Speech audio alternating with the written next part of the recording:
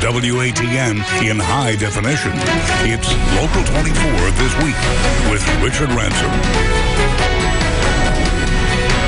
Good morning. Welcome to Local 24 This Week, where you get the real story behind the big story. I'm Otis Sanford, in for Richard Ransom. Thanks for joining us.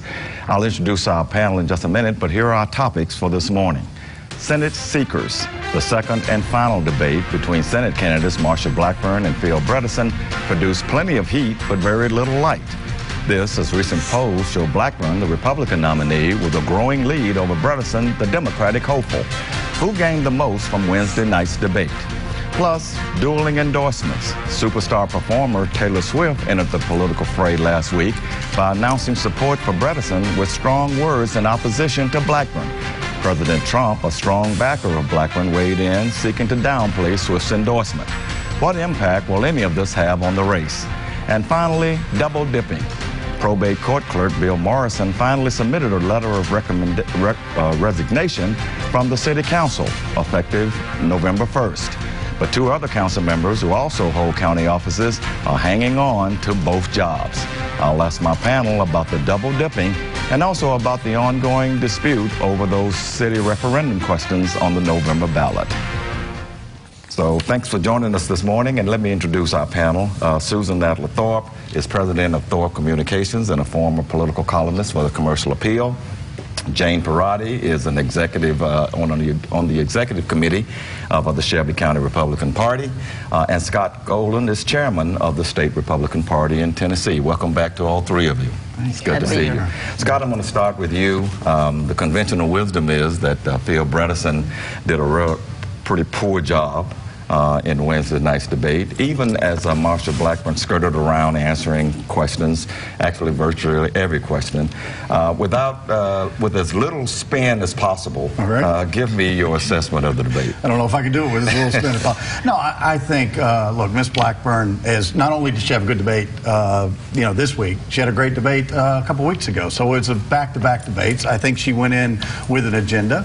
Her agenda was to say, look, this is where I stand. This is where the people of Tennessee stand. They deserve to know who they're going to send to the United States Senate. These are my beliefs. This is, what my opponent believes. A lot of it turned on previous support. Chuck Schumer, Hillary Clinton was mentioned a lot in support of Phil Bredesen, and Marsha Blackburn said, I'm going to stand with the Donald Trump agenda and the economy and tax cuts and everything that's been accomplished. But she didn't really answer any of the questions, though. Would you acknowledge that? I mean, she spent most of that time talking about Hillary Clinton. Well, look, I think Ms. Blackburn has a record of 16 years. Anybody that wants to see what she's accomplished, they can certainly go back and look at it. A lot of the issues being discussed in Washington today, I bet none of these candidates were asked. I mean, Brett Kavanaugh, for example, was not on anybody's lips 90 days ago. So now we have a clear example of, hey, where do you stand on issues like that? And that was something that Mr. Bredesen's had a pretty tough time dealing with. Okay, Jane, I'll come to you. Real Clear Politics has the average of polls in this race with Blackburn ahead about 5.5, but they still are calling it a toss-up. What is your assessment of where we are right now, and how do you address what is probably keeping Bredesen in this race? Is there are some high negatives for Marsha Blackburn among the voters? Well, there's high negatives for both candidates.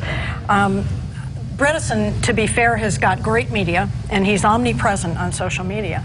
I think his positioning is smart, is sort of a moderate, will reach across the aisles. But the problem with it is it's fraudulent, as was brought home in no uncertain terms by the undercover video by Project Veritas, which said his own staff saying he lied about the Kavanaugh vote. And the question was, are the Tennessee voters that stupid? And his staff said yes. It's not good. The interesting thing is that I don't think anybody's talked about, if he were to be elected, and I hope he isn't, but if he were to be elected, he talks a lot about he's going to be an independent, he's going to make his own decisions, nobody is going to teach him how to vote. He's used to being a CEO, both in his private life and as a government. When you're a senator, you are not a CEO. You're going to march to the leader of the Senate. In this case, it's Chuck Schumer. Okay. So, Susan, I'll come to you. I mean, it is clear that Bredesen missed some opportunities on Wednesday to attack Marsha Blackburn on the opioid issue, on her financial issues in the past. I mean, the New York Times had a story about her funneling money to her family members while she was in Congress. And the governor is not bringing any of this up. Is he missing an opportunity here to fight back in this race? Oh, well, I'm not sure he's missing an opportunity, but, you know, there's a time and a place for everything. Maybe he didn't feel like this was But this was the last debate. Doesn't make any difference. The attacks that are coming from Phil Bredesen against Marsha Blackburn are coming from third-party players, not from the Bredesen camp, and a lot of that holds true really with Marsha Blackburn against Phil Bredesen, but she has more personal attack ads that she pays for against him.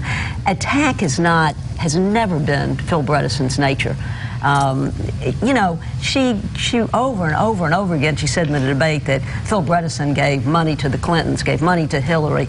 Well, so did Donald Trump. Absolutely. And she's wants all of Donald Trump's support, but she's not criticizing him for the money he gave to the Clintons. I mean, you know, because there's 5 points difference, I think it is a toss-up. Usually you would say 3 points is a toss-up, but in Tennessee right now, 5 points could be a toss-up because you really don't know how those moderate Republicans who don't like Marsha Blackburn, whether they're going to stay home or whether they're going to cross over. I have run into very conservative Republicans in Shelby County who said to me unequivocally, and I've known them for years, they will not vote for Marsha Blackburn. So you really don't know. The polling is not as accurate as it could be because of the cell phone and the home phone issues. So you really don't know, and you don't know what young people are going to do. There's just a bit of irony here that may be at work also. We've been lectured to for years by the Democrats about you can't push back against a women. You'll be called a misogynist. Don't do it. Well, so he didn't actually say it that. Yeah. Well, but I mean, the clear message has been don't push back against a woman. So he didn't. But I find it ironic that the hell that the Democrats have created is now maybe coming back. Well, Donald Trump pushed back against women all the time, and he got elected. So I'm not sure that argument holds. I'd like to ask, what impact, speaking of that, what impact does the Supreme Court fight have on this race? Scott? Yeah, I mean, we are actually talking about a pre-Kavanaugh, post-Kavanaugh world now. I mean, and so the latest polling that's come out, Ms. Blackburn's been ahead in all of the post-Kavanaugh polling that's been done.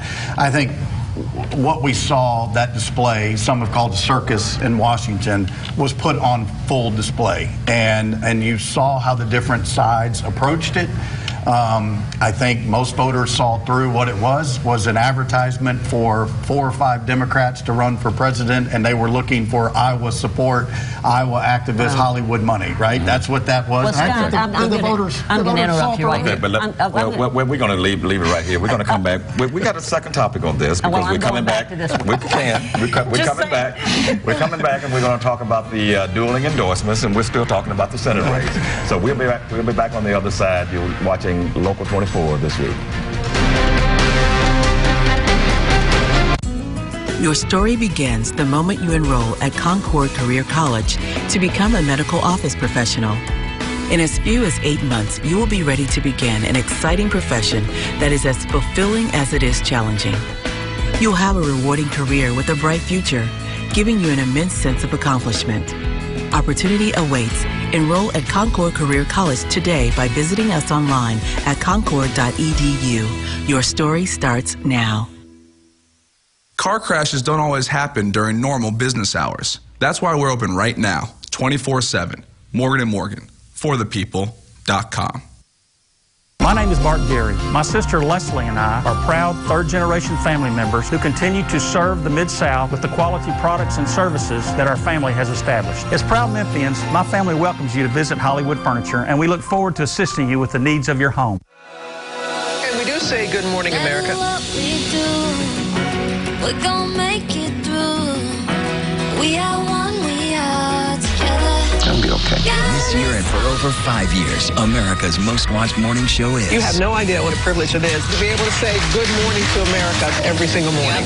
Hidden History celebrates Hispanic Heritage Month starting September 15th. Join us as we honor Hispanic culture and celebrate the many contributions made throughout American history. Hidden History, celebrating Hispanic heritage. Brought to you by these sponsors. He's a veteran journalist with over 43 years of experience, former managing editor of the Commercial Appeal, and member of the Tennessee Journalism Hall of Fame. Otis Sanford, now with Richard Ransom and Katina Rankin. Get his point of view, weeknights on Local 24 News at 5. You're watching Local 24 This Week with Richard Ransom. Welcome back. I'm Otis Sanford in for Richard Ransom today. Well, we're still talking about the Senate race, and we had one interesting endorsement just last week. Superstar Taylor Swift endorsed Phil Bredesen. She did it on Instagram, and what she said, this is a portion of what she said, as much as I have in the past would like to continue voting for women in office, I cannot support Marsha Blackburn. Her voting record in Congress appalls and terrifies me. Jane, appalls and terrifies me. Yeah, that's kind of strong language. How do you respond? Well, it is. Do you think she knows what any of her votes are? And forgive me for being so flip, but I think many of us are tired of celebrities thinking that they're political pundits.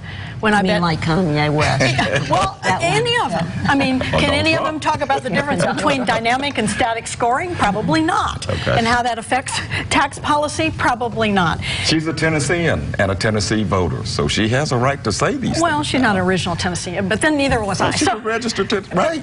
Neither was I. You too. But anyway, I think the celebrity endorsement thing may have run its course simply because they have bloviated so much. I think they've proven themselves to be reasonably irrelevant. Okay, so we'll Susan, what's your take on this? Well, I agree with everything that Taylor Swift said when it comes down to that race, in all due respect. But it may have caused an uptick in people registering to vote. I really don't know whether it was because Taylor Swift told them to do it or whether it was because it was getting towards the end of the registration time. But the problem with when a pop star endorses a candidate and you get excited because you're a follower of that pop star, well, and you go and do what she asks you to do, the question is, are you going to actually go to the polls and vote? Right. How does she get them to the polls? And that makes me really always wonder when stars try to endorse. But I'm going to go back to our previous discussion for my friends. She's not finished. And I just want to say that people vote for 3 reasons. Mostly for 2, because they think that their vote will have an impact on the outcome of the election. The outcome of the election will have an impact on their lives, and because they're angry. And that's the 3rd one. And I think there are a lot of angry voters out there. You're telling me that there are a lot of angry Republican voters out there, but I think there are a lot of women in this country right now. The time is right, that the women's movement is a heated issue, and I think a lot of women are going to make an effort to get out to the polls to vote now. Which way are they going to vote? I don't know, but you're going to see the female vote really strong. Scott? Well, I'll get us back on topic, but there was another big endorsement this week, which was Michael Bloomberg. And Phil Bredesen going to New York for Michael Bloomberg. So this is an anathema to the Second Amendment supporters in the state of Tennessee. I mean, the outdoors and hunting and fishing, Michael Bloomberg's involvement in this race, Phil Bredesen symbolically going back to New York to go to Michael Bloomberg's house to collect money for a race to try to convince Tennesseans. That's a big deal. Don't you think politicians on both sides of the aisle go to different states and different places to collect money, to raise money? Marsha was in South Carolina. Or raising money. I mean, just no because it was a big name, Bloomberg. But Bloomberg is thinking about running against President Donald Trump and has been the most highest profile anti-Second Amendment supporter on the Democrat side. So in a state that values the Second Amendment, that is a big endorsement. And I would take the Second Amendment supporters over the Taylor Swift supporters any day of the week. The question I have overall is, President Trump was here and he said a vote for Marsha is a vote for me and everything that I stand for. That was a direct quote when he was in East Tennessee. Are you comfortable with him saying that a vote is everything he stands for? I mean, I was there at the rally. By the way, there were 10,000 inside, 20,000 outside. There were, it's a speech, and as we like to know, the president goes off script every now and again on there. So, I think what he's essentially saying is that Marsha Blackburn will be on my side of the aisle more often than not, and Phil Bredesen won't. And that's what this race is ultimately about. So you're saying who's in control of the Senate? Endorsements are not going to make any difference. I don't think it makes that much difference, but I'm glad that we have a sensible Republican here trying to interpret and explain to us what the president is trying to tell us. Okay. Thank you. Got the last word here, Jim. Well, I think Susan's right in part about why people vote. I tend to think of it as what Machiavelli said, that the only two motivations in life are fear and greed. Pretty cynical, but he was a pretty cynical guy. But I think people vote based on what I have to gain or what I have to lose. So we'll see how that works out. All self-interest. It's all self-interest. I agree with the notion that anger is going to drive a lot of people to the polls. The question this time is who's the most angry. Anger is fear. And I think it's a toss-up right now as to who's the most angry. At this point, it seems like the Democrats are more angry. Well, if we were voting on good, we have the best economy, the lowest unemployment rate since 1969. So if that was the motivator, this would be over with. I think we can probably go back and thank the previous two presidents for that. Right. Okay. All right. We got to leave it there. Republican and Democrat. We got to leave it there. When we come back, we'll be talking about more local politics, so stay with us on Local 24 this week.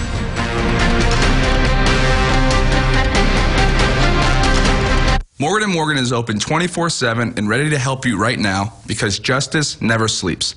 If you're injured at no fault of your own, discriminated at the workplace, or need help with a Social Security or VA claim, call Morgan & Morgan. ForThePeople.com.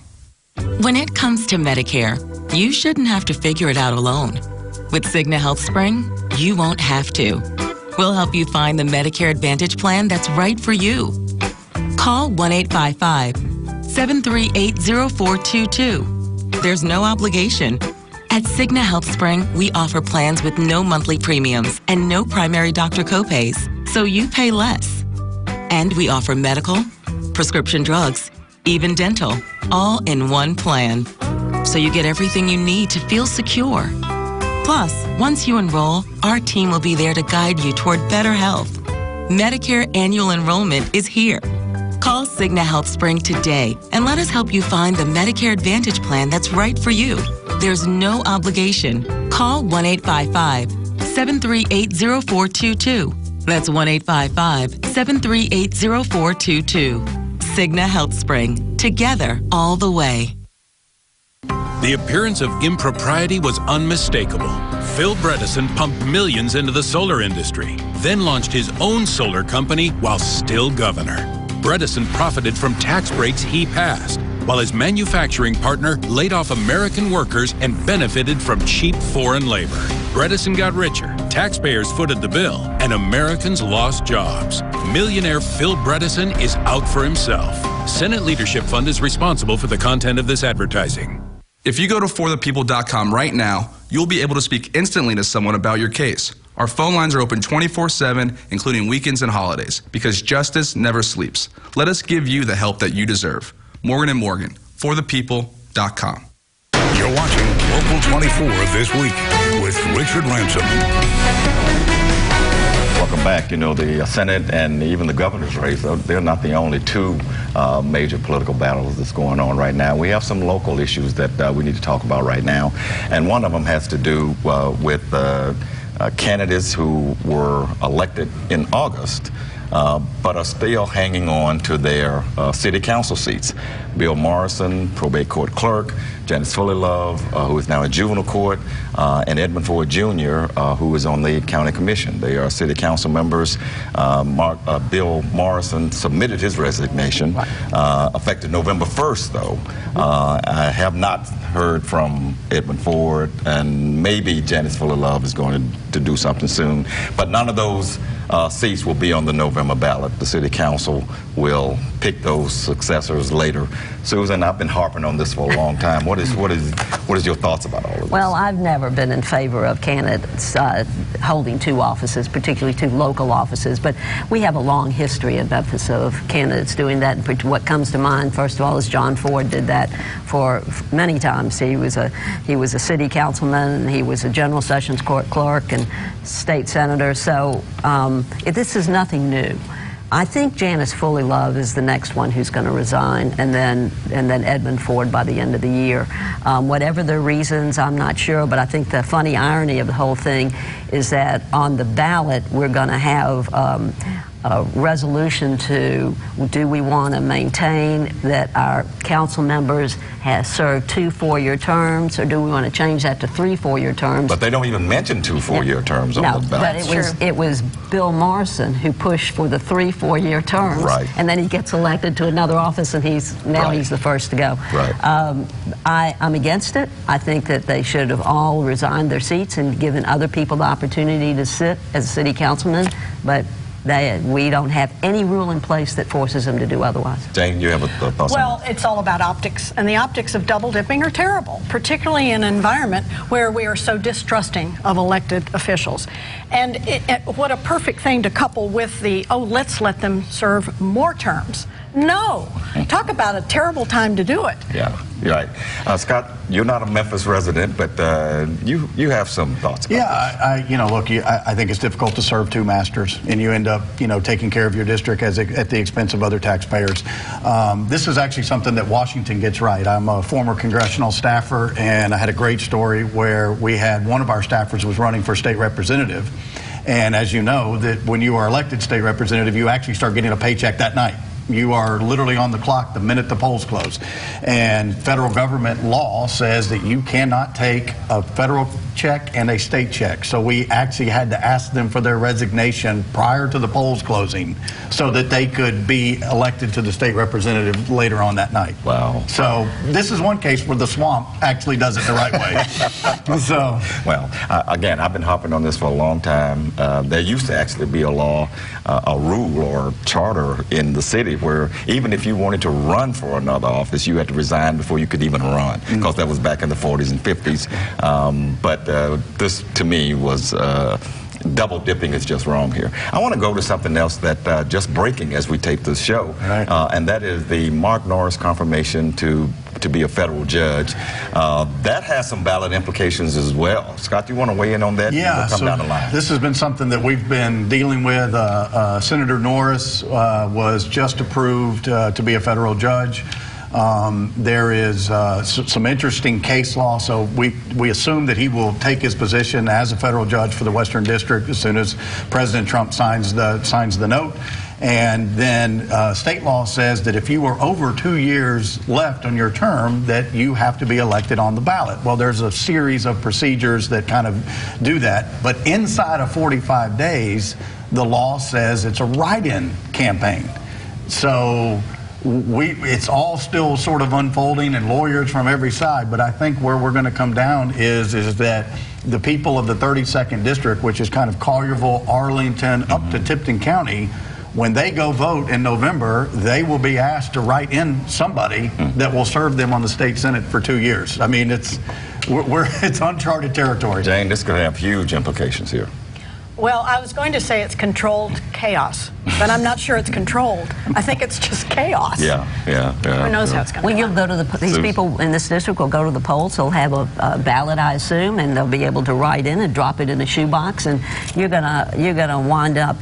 This is going to make a mess and a farce out of the voting process that we have today. And whoever can get out there, I guess whoever has the most friends and the biggest family is going to win. Right. It's going to be a part of it. Yeah, I mean, it's going to be an interesting thing to watch. I don't envy the ballot counters. But what could happen is in this very conservative Republican district, it could happen. A Democrat could win. We're hoping that there would be 3 or 4 good Republican candidates out there. It's an overwhelming Republican district, but they'd split the vote. Absolutely. And get one Democrat in there, and so I think that it will be a very interesting process for us. We got a couple more minutes left here. Speaking of the Norris confirmation, it was 51 to 44.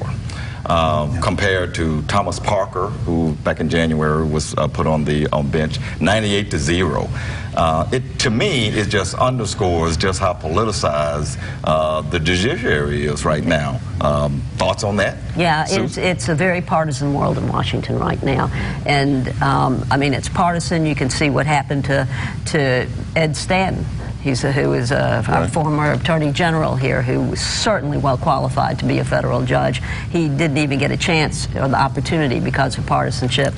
I think that it's a sad day when the judiciary falls to partisanship, but that's the world we're living in of politics right now, and we have to figure out how to deal with it. Jane? Look at the difference in the voting for Ruth Bader Ginsburg and Elena Kagan and Sotomayor. What, 96 to 0, 96 to 4, whatever, and look at Kavanaugh razor thin. Yeah, but again, let's not just gloss over the Merrick Garland thing. No, well, and let's not gloss over what Susan just said about Ed Stanton, who was an outstanding young man, and they said no for a year and a half. So it's not just one-sided here where people have just decided I'm going to be partisan on the judiciary. Now, well, I think the judiciary has been weaponized in some cases. I agree with that. And voters know that. Okay, 30 seconds, Susan. Well, that's fine. I agree with the partisanship, and it's why people call it the swamp. And, you know, how do you change it? Well, will a blue wave come and change the House? They can alter what's going on. It's a possibility. I think it's a real possibility, but there's no guarantee that it's not going to stay. Congrats to Mark Norris. All right. Yeah, congrats. Good for him. We'll leave it there. We'll be back for some final thoughts in just a moment on Local 24 this week. Sonic's $2.99 Car Hop Classic. A juicy quarter-pound double cheeseburger or a flavorful signature slinger with crispy tots. A deal so nice, you should order it twice. Because it's only $2.99. Hurry in for a Car Hop Classic. And try order ahead to get happy hour anytime.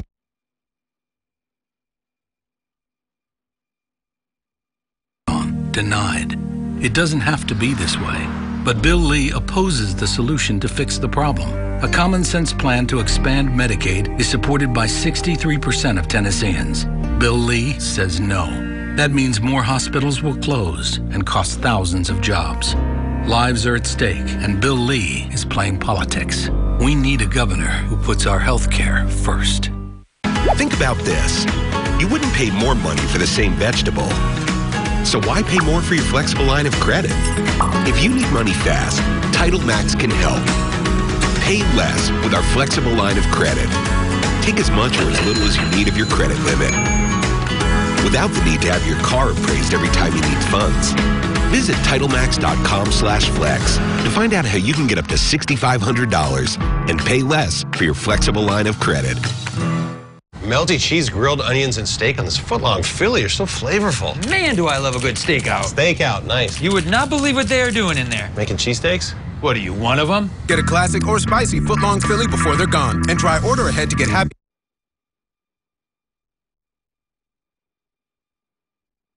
So much for joining us. And please join me every weeknight on Local 24 at 5 for my point of view. And Richard wants to hear from you about today's Local 24 this week. And thank you for joining us, and we'll see you next week.